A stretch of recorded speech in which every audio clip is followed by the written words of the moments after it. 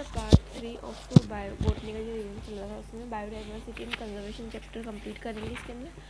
और जो भी एनसीईआरटी की लाइन से क्वेश्चन बने उन सभी को रिवाइज करेंगे। ये क्वेश्चन की फॉर्म में होगा, मैं क्वेश्चन पूछूंगी उसका आंसर बताऊंगी। स्पीशीज ऑफ आंट्स कितनी है 20,000। स्पीशीज ऑफ ऑर्चिड कितनी है 20,000। स्पीशीज ऑफ फिशेज कितनी है 28,000। स्पीशीज ऑफ बेटल कितनी है 3 लाख। ठीक है। जो डाइवर्सिटी है वो क्या है, हेट्रोजेनिटी आती है। राउ वोल्फिया वोमेटोरिया क्या है, जिसमें राउ वोल्फिया जो वोमेटोरिया है जेनेटिक लेवल ऑफ बायोडाइवर्सिटी दर्शाती है और ये रेस्पिन फॉर्म करती है। इंडिया में कितनी डाइवर्सिटीज़ ऑफ या कितनी स्ट्रेन ऑफ राइस है, तो 50,000 से ज़्यादा स्ट्रेन ऑफ राइस और 1,000 से ज़्यादा मैंगोज़ की वेराइटीज़ है। वेस्टर्न घाट और ईस्टर्न घाट में से कहाँ पर एम्फीबिया ज़्यादा है, वेस्टर्न घाट में ज़्यादा है ईस्टर्न घाट से। IUCN क्या है, international union of conservation of nature and natural resources 2004।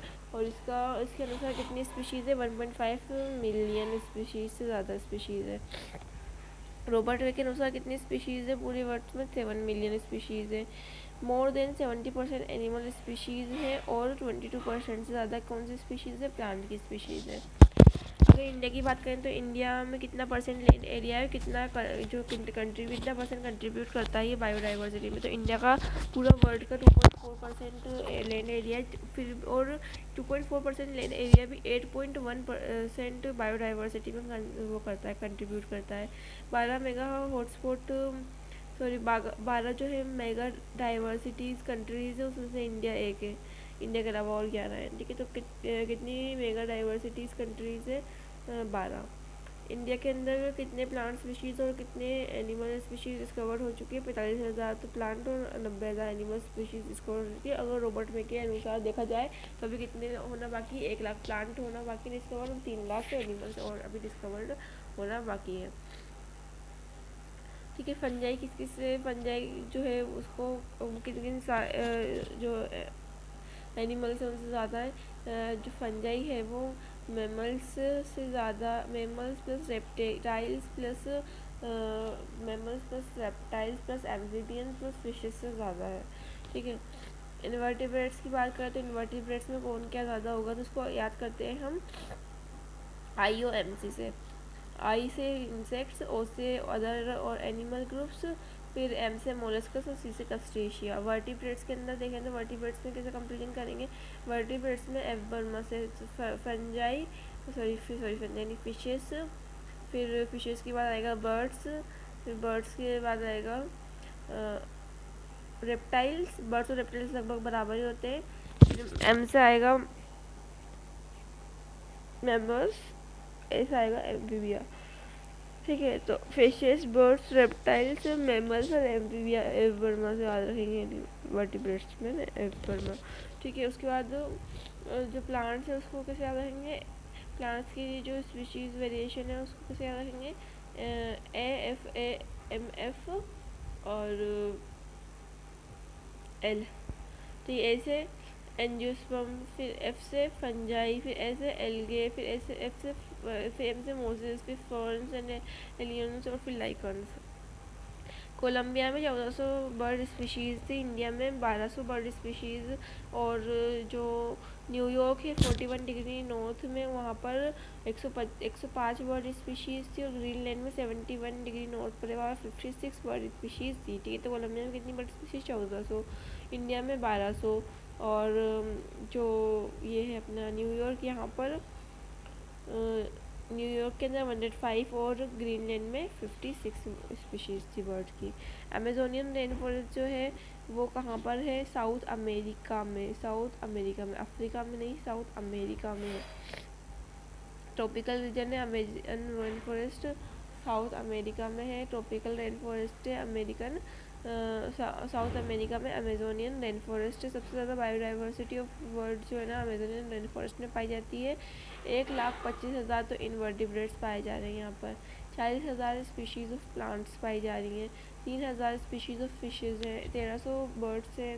427 mammals और 427 एम्फीबियंस और 378 रेप्टाइल्स की स्पीशीज़ पाई जा रही हैं। तो कितने इनवर्टिब्रेट्स, 1,25,000।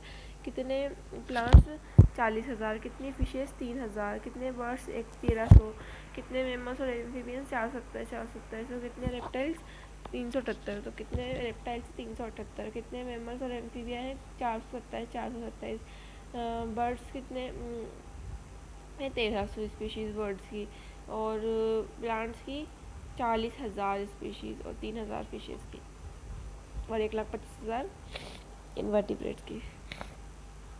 तो सबसे ज़्यादा इन्वर्टिब्रेट्स, देन प्लांट्स की स्पीशीज़, देन फिशेस की स्पीशीज़, देन बर्ड्स की स्पीशीज़, देन मैमल्स की स्पीशीज़, एम्फीबियंस की स्पीशीज़, देन इन्वर्टिब्रेट्स की स्पीशीज़। उसके बाद जो ये ग्राफ था वो कैसा होता है, log s, straight line graph क्या मतलब होगी, log s is equals to log c plus Z log a, log s is equals to log c plus Z log a, straight line graph हो गया। और अगर सिग्मोइड ग्राफ चाहिए तो कैसा होगी equation, S is equals to C A की power Z, S is equals to C A की power Z, S is equals to C A की पावर जेड। 2 मिलियन से ज़्यादा इंसेक्ट जो है ना वो डिस्कवर होना बाकी है अभी, ठीक है। तो 7 मिलियन में 2 मिलियन तो इंसेक्ट से होंगे। अब हम बात करते हैं स्लोप, रिजनरेशन स्लोप सिमिलर किस किस में है, प्लांट्स इन भूटान और बर्ड्स इन कैलिफोर्निया, कैलिफोर्निया के अंदर रिजनरेशन स्लोप जो है वो सिमिलर है, एक तो बीसी में और एक पीबी में, ये बिल्कुल जो राइमिंग वर्ड से सी है। प्लांट्स इन भूटान और birds in California, plants in Bhutan और birds in California, plants in Bhutan birds in California, P C P B, B C P B. Plants in Bhutan, birds in California, plants in Bhutan, birds in California, plants in Bhutan, birds in California, PBBC, PBBC, PBBC, plants in Bhutan, birds in California, याद रखना है।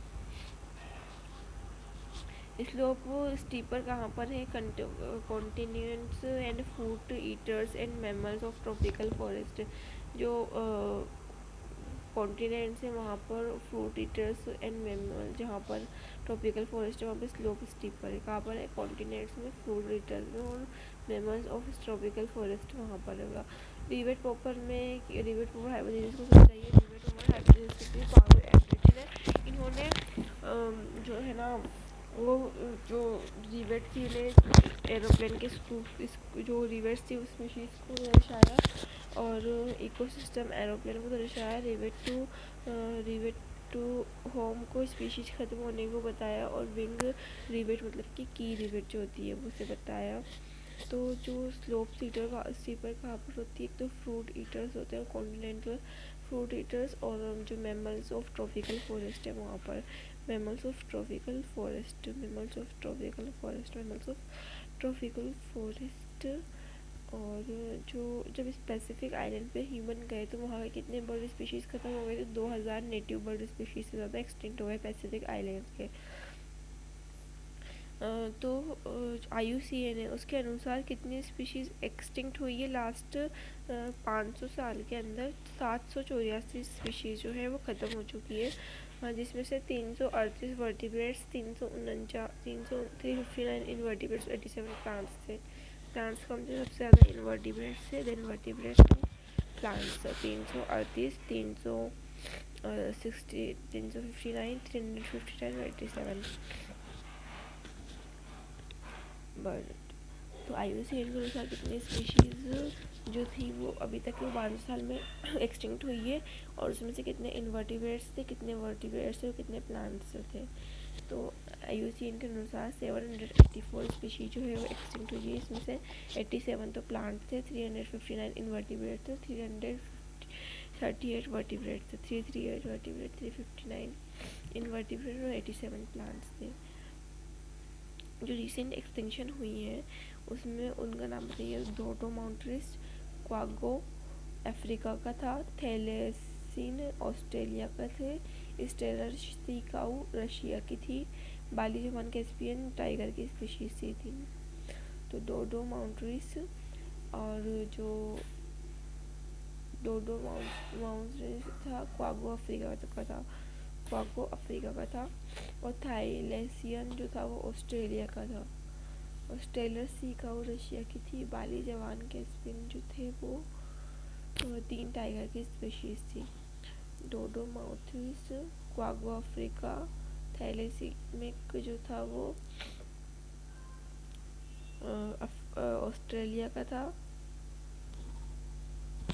थाईलेसीमिक Tiara Australia में Tiara, क्वागो में का किसी आ रहा है, क्वागो में कहा आ रहा है, अफ्रीका में भी कहा आ रहा है। इसको ऐसे रखना है। स्टेलर सी काऊ रशिया और बाली जवान कैस्पियन टाइगर की 3 स्पीशीज थी।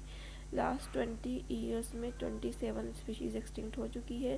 15,500 स्पीशीज़ जो है वो फेस कर रही हैं थ्रेटनिंग ऑफ एक्सटिंक्शन, एक्सटिंक्शन होने की कगार पर है 15,500 स्पीशीज़, जबकि 47 स्पीशीज़ पिछले 20 सालों में एक्सटिंक्ट हो चुकी है। पिछले 20 सालों में 27 स्पीशीज़ एक्सटिंक्ट हो चुकी है और 15,500 थ्रेटनिंग ऑफ एक्सटिंक्शन को फेस कर रही है। 12% बर्ड्स, 23% मैमल्स, 32% एम्फीबियंस और 31% जिम्नोस्पर्म फेस कर रहे हैं थ्रेट ऑफ एक्सटिंक्शन में। तो सबसे ज़्यादा 31% एम्फीबियंस, 23% मैमल्स, 12% बर्ड्स, 31% जिम्नोस्पर्म्स। ठीक है, तो 31% कौन है? एम्फीबियंस, 23% मैमल्स और 12% बर्ड और 31% जिम्नोस्पर्म जो है वो एक्सटिंक्ट होने के थ्रेट को फेस कर रहे हैं। 6th एक्सटिंक्शन एपिसोड चल रहा है, इसमें 100 से 1000 टाइम ज़्यादा तेज स्पीड है लास्ट एपिसोड से। The most important cause of animal and plant extinction क्या है? Habitat and fragmentation lost. जो मोस्ट इम्पोर्टेंट कॉज है ना एनिमल और प्लांट एक्सटिंक्शन का, वो क्या है? Habitat and fragmentation loss. Habitat and fragmentation loss, habitat and fragmentation loss है। जो मोस्ट इम्पोर्टेंट कॉज है animal and species plant extinction का, वो है habitat and fragmentation loss. Amazonian rain forest जो है being cut for cultivation of soybean और for making grassland for beef cattle. जो अमेजोनियन रेन फॉरेस्ट है ना, उसको बीफ केटल के लिए और सोयाबीन की खेती के लिए काटा जा रहा है। यहाँ से क्वेश्चन इंपॉर्टेंट है, वो बन सकता है। स्टेलर्स काउज जो है, पैसेंजर पिजन जो है एक्सटिंक्ट जो है क्योंकि ओवर एक्सप्लोशन हो गया था ह्यूमंस का। ऑफ सम कॉमर्शियली जो प्रेजेंटली बहुत सी मेरिन फिश को ओवर हार्वेस्ट किया जा रहा है जो एंडेंजर्ड है और उनकी स्पीशीज़ जो है उसका एक्सटिंक्शन होने का के कगार पर है। उसके बाद एलियन स्पीशीज इन्वर्जन है ना, फ्रेगमेंटेशन तो हो ही गया, ओवर एक्सप्लोशन हो गया जो उसको ख़राब कर रहे हैं। सबसे ज़्यादा इम्पोर्टेंट कौन सा है? सबसे ज़्यादा इम्पोर्टेंट कॉज क्या है एनिमल और प्लांट एक्सटिंक्शन का? Habitat and fragmentation loss.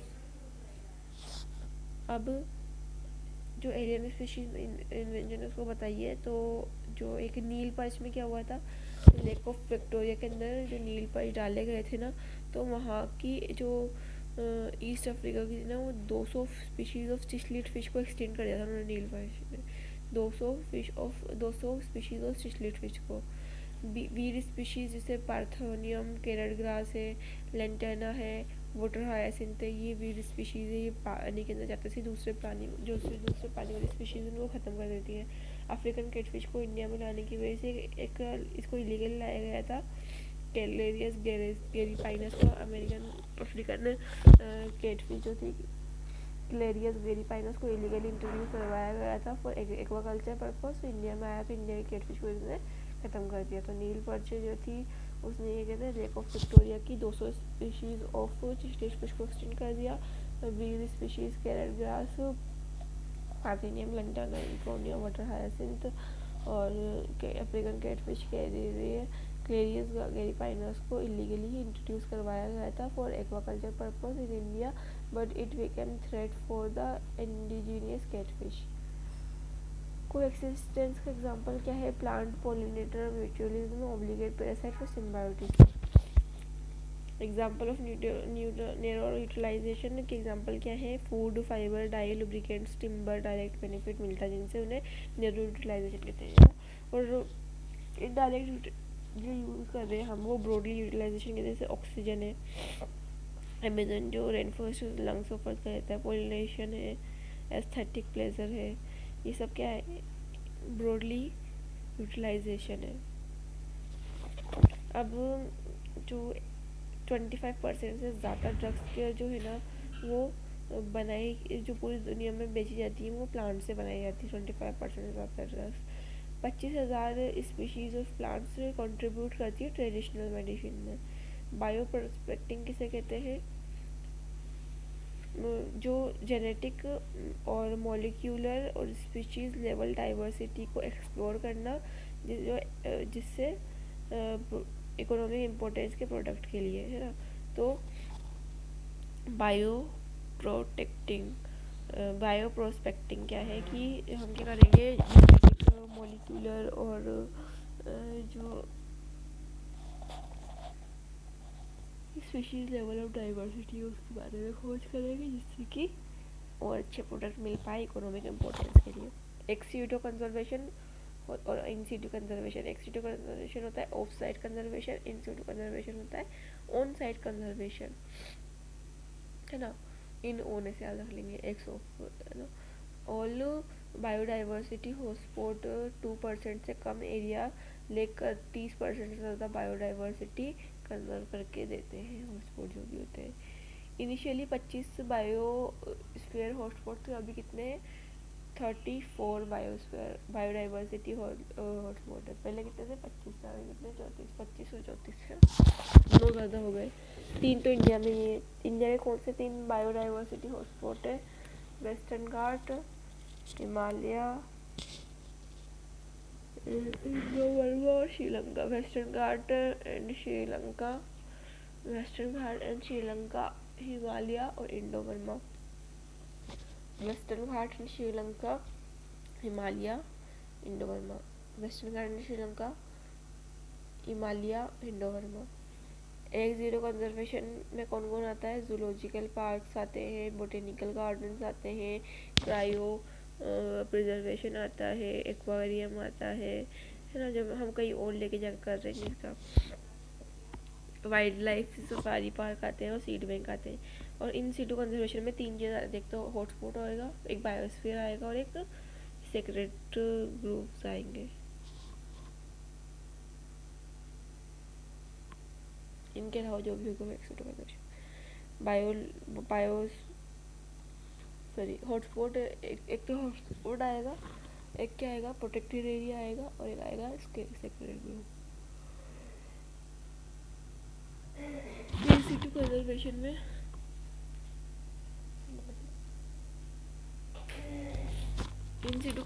में क्या क्या आएगा? एक तो आएगा प्रोटेक्टेड एरिया, हॉटस्पॉट और सेक्रेट ग्रुप।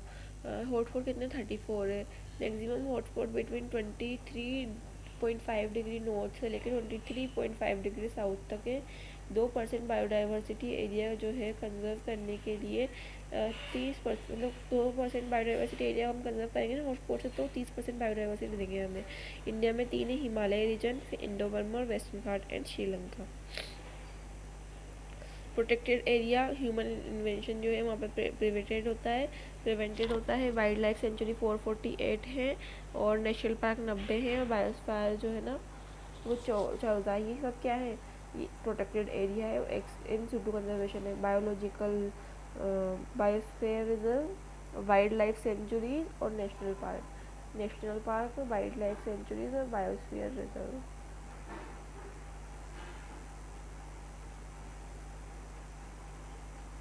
448 तो वाइल्ड लाइफ सेंचुरीज है, 90 नेशनल पार्क है, 90 और नेशनल पार्क NN से अलग अलग। और बायोस्फीयर रिजर्व कितने? 14। और सेक्रेट ग्रुप के अंदर Garo Khasi Jaintia hills, Aravalli hills of Rajasthan, चंद्रबेस्टर ऑफ महाराष्ट्र और सरगुजा ऑफ छत्तीसगढ़। सर और गुजा छत्तीसगढ़ CC से याद रखना है। और चंद्रबास्टर महाराष्ट्र का अजीब से नाम है तो महाराष्ट्र चले गए। अरावली हिल्स राजस्थान से वहाँ पर फिरेंगे।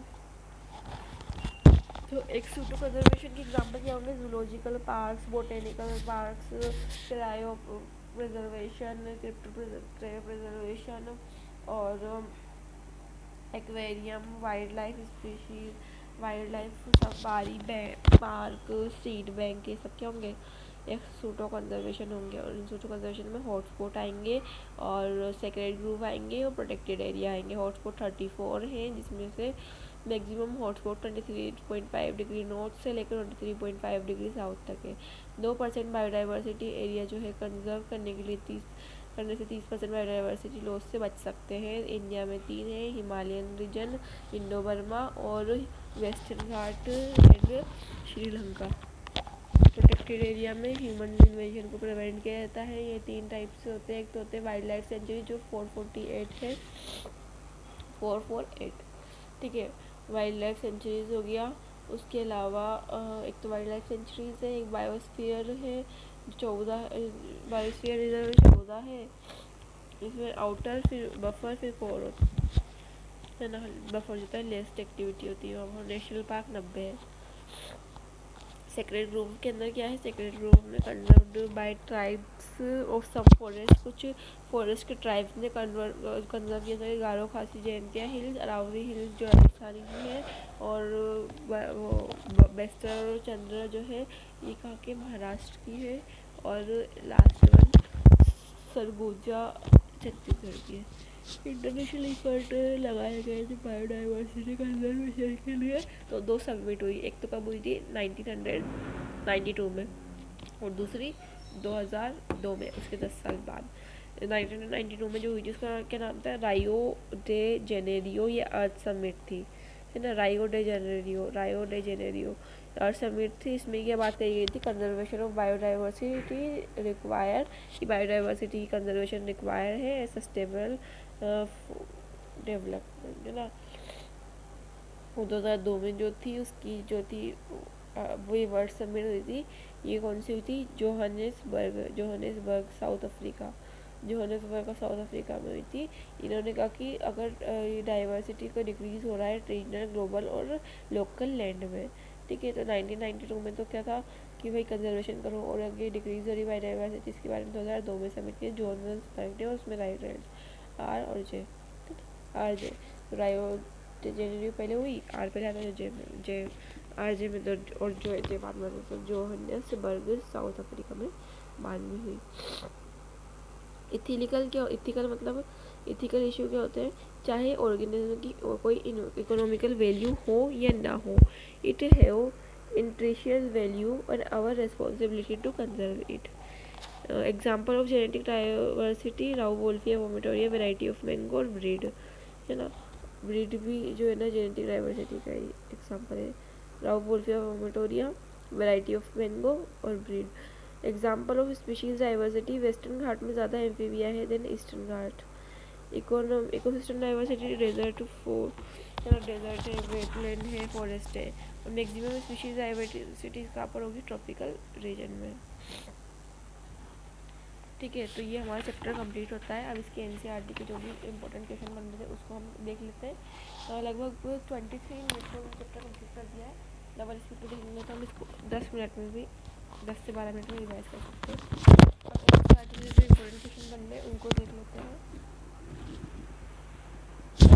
मतलब जो एनसीईआरटी से जो पीवाईक्यूज बने ना उन सभी को एनसीईआरटी लाइन को देख लेते हैं। तो स्टार्ट करते हैं बायोडाइवर्सिटी एंड कंजर्वेशन के क्वेश्चन जो एनसीईआरटी से फ्रेम हुए हैं डायरेक्टली, उन सभी लाइन को रिवाइज करना। लगभग इसमें लग जाएंगे हमें 10 से 15 मिनट्स। सबसे पहले 2020 में क्वेश्चन आया था इस लाइन से, सम एक्सट्रीम एस्टिमेट रेंज फ्रॉम 20 से 25 मिलियन। कुछ जो है ना एक्सट्रीम रेंज बताते हैं कुछ साइंटिस्ट कि 20 से 25 मिलियन होंगे, पर but a more conservative and scientifically sound estimate made by Robert May place the global diversity at about 7 million. पर रॉबर्ट में की क्या थी, 7 मिलियन, रॉबर्ट में बताया 7 मिलियन इसकी होगी स्पीशीज डाइवर्सिटी। उसके बाद 2014 में ये जो अपने ग्राफ दे रखे थे ना कि इंसेक्ट सबसे ज़्यादा होता है, IUMC वाला था एक तो इनवर्टिब्रेट्स में, और वर्टिब्रेट्स में आधी तो फिशेज ही होती है, बाकी फिर सबसे ज़्यादा फिशेस, फिर बर्ड्स, फिर रेप्टाइल्स, फिर एम्फीबियंस और मैमल्स। ये वाला जो ग्राफ था ना उसके अकॉर्डिंग क्वेश्चन पूछा था। और उसके बाद प्लांट्स के अंदर भी मतलब ऐसे था। और उसके बाद 2012 में मिशन मिला number of fungi species in the world is more than the combined of total species of fishes amphibians reptiles and animals mammals. ये वाला इंपॉर्टेंट क्वेश्चन कि जो फिशेज जो अगर फंजाई की स्पीशीज़ की बात करें पूरी दुनिया में तो वो ज़्यादा होगी, इससे फिशेज एम्फीबियंस रेप्टाइल्स और मेमल सबको ऐड कर देंगे, उससे भी ज़्यादा होगी। ठीक है, उसके बाद 2020 में यहाँ से क्वेश्चन पूछा था कि A the largely tropical Amazonian rain forest in South America, कहाँ पर साउथ अमेरिका में है the greatest biodiversity America Africa Amazonian है ना, ए एम आ रहा है और अमेरिका में भी ए एम आ रहा है, तो ये से याद है अफ्रीका नहीं होगा, A M Amazon A M America.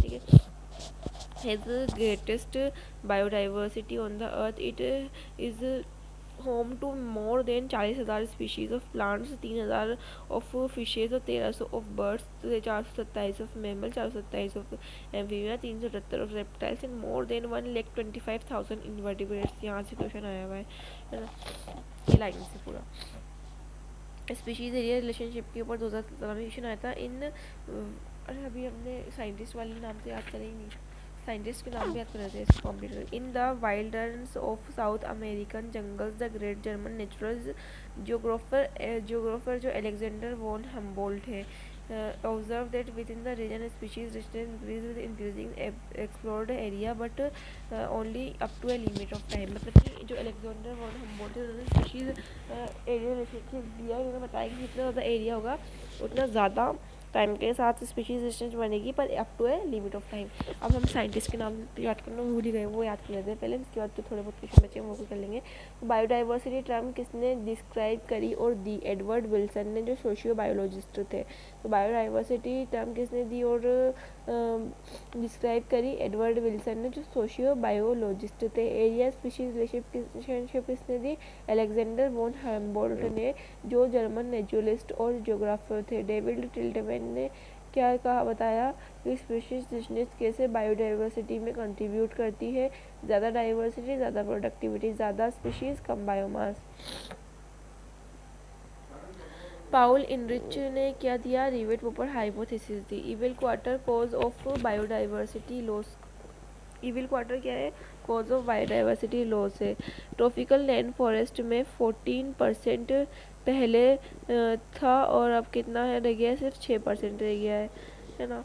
X is equals to C A की पावर जेड जो था, X is equals to species Z is equals to regeneration coefficient 0.1 से लेके 0.2 तक होता है, पर फ्रूगीवोरस में 1.15 होता है और 0.6 से लेके 1.2 सम स्पीशीज होती है उनके लिए होता है। सबसे पहले बायोडाइवर्सिटी टर्म किसने दी? एडवर्ड विल्सन ने। बायोडाइवर्सिटी टर्म किसने दी? एडवर्ड विल्सन ने, जो सोशियो बायोलॉजिस्ट थे। स्पीशीज एरिया रिलेशनशिप किसने दी? अलेक्जेंडर वॉन हम्बोल्ट ने, है ना। और डेविड टिल्टमैन ने क्या दिया? स्पीशीज कैसे बायोडाइवर्सिटी में कंट्रीब्यूट करती है, और डेविड टिल्टमैन ने दिया। राउल पोपर हाइपोथेसिस किसने दी? पाउल इनरिच ने दी। Evil quartet cause of biodiversity loss है ना।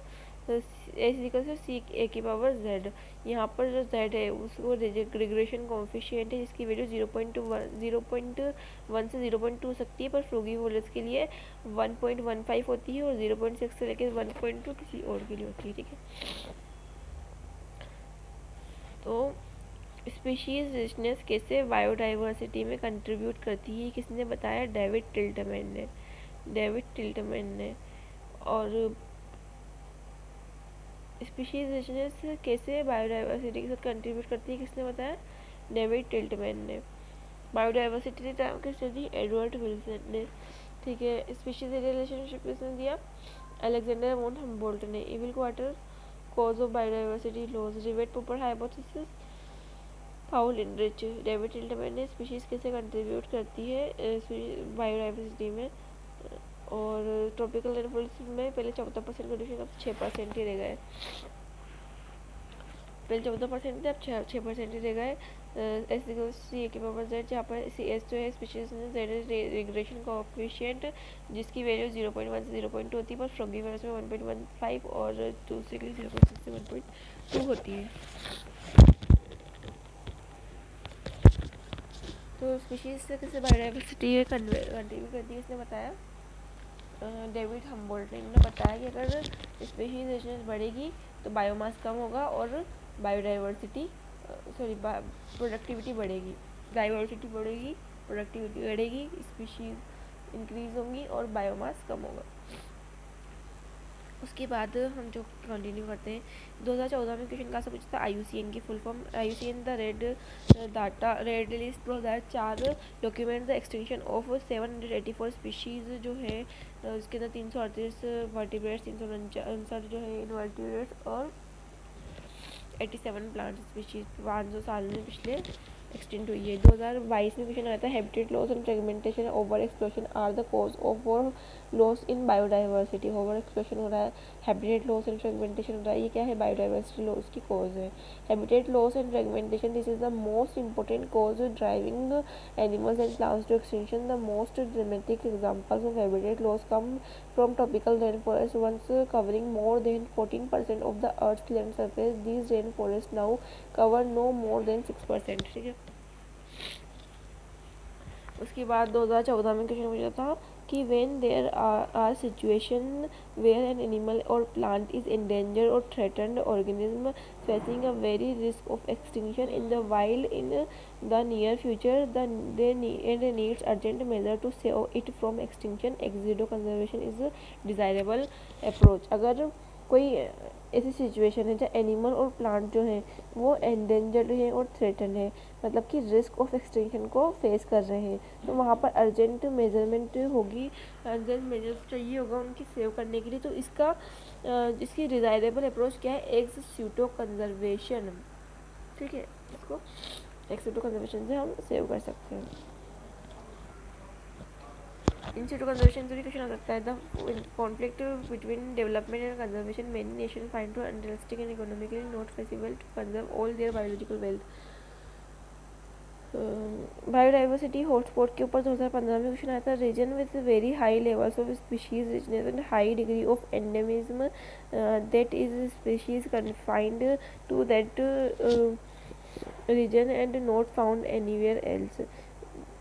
वो बायोडाइवर्सिटी हॉटस्पॉट वो रीजन होते हैं जहाँ पर बहुत ज़्यादा high level of species richness होती है और हाई डिग्री ऑफ एंडेमिज्म होता है, मतलब कि इसी जगह पर कहीं इसी जगह कहीं और नहीं मिल सकती। 2012 में क्वेश्चन आया था कि इंडिया के कौन से 3 बायोडाइवर्सिटी हॉटस्पॉट है, तो वेस्टर्न घाट, इंडो-बर्मा और हिमालयन रीजन और श्रीलंका। 2012 में क्वेश्चन आया, अभी भी आ सकता है, वापस रिपीट हो सकता है। उसके अलावा सबसे ज़्यादा क्वेश्चन इसी वाले पैराग्राफ से बने, हाउ डू कंजर्व बायोडाइवर्सिटी। 2014 और 2022 में एक्स टू कंजर्वेशन पे आया था, threaten animals and plants are taken out from their natural habitat and place in special setting where they can be protected and given special care. जो threatened animals और plants हैं, मतलब कि जो extinct होने के कगार पर है, उनको उनकी नेचुरल हैबिटेट से हटाकर और एक स्पेशल सेटिंग में रखा जाता है, जहाँ पर उनको स्पेशल केयर दी जाती है। Zoological park, botanical garden, wild life safari park, ये सब इसके पर्पस के लिए बनाए गए हैं। 2019 में क्वेश्चन आया था, in India ecologically unique and biodiversity rich regions are legally protected as biosphere reserve, national parks and sanctuaries. India के अंदर ecologically unique biodiversity rich region है जो लीगली प्रोटेक्टेड है, जैसे कि बायोस्फीयर, नेशनल पार्क और सेंचुरीज। सेक्रेड ग्रूव्स की बात करें तो 2012 में क्वेश्चन आया था, sacred groves are found in Khasi Jaintia hills of Meghalaya. Meghalaya की खासी जयंतिया हिल्स में है ना, मेघालय की खासी जयंतिया हिल्स बाकी मेघालय की है। अरावली हिल्स ऑफ राजस्थान है ना, western Ghat region of Karnataka and Maharashtra, western Ghat of Karnataka and Maharashtra and Surguja and Chanda Bastar area of MP in Meghalaya. The sacred groves are last refugees a large number of rate of 2012 में पूछा गया था। उसके बाद 2015 में now gametes are threatened species can be preserved in a viable and fertile condition for long periods using cryopreservation techniques. Eggs can be fertilized in vitro and plants can be propagate using tissue culture method. तो cryopreservation जो है उसमें क्या करते हैं, new gametes जो gametes होते हैं और थ्रेटन स्पीशीज जो होती है ना उनको प्रिजर्व किया जा सकता है लॉन्ग पीरियड्स के लिए.